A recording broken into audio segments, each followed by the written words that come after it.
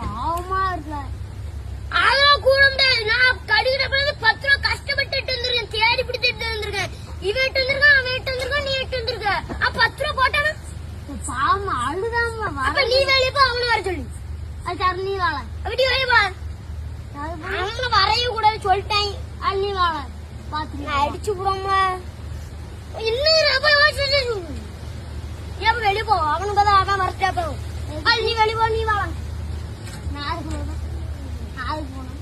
அப்ப நீ தானே அவனை வர சொல்லுத. அவங்கள கிடையவே கிடையாது. அழுதாமல என்ன பண்ணிட்டு போட்டு. அப்ப அவனை போய் தக்காளி எல்லாம் என்ன பண்ணி மதிக்க முடிக்க. நீங்க இன்னைக்கு